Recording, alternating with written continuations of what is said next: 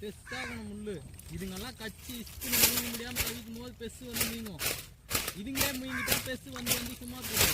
முத்தாண்டி பயங்கரமாக வடிவேல பண்ணா எத்து கவுத்து வச்சுக்கிறான். நீ பிடிச்சின்னு வந்ததா?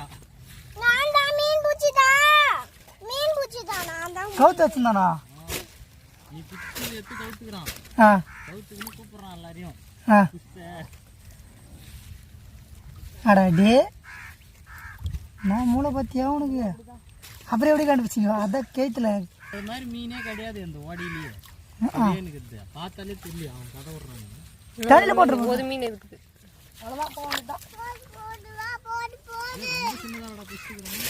தண்ணியில போட்டுறாங்க.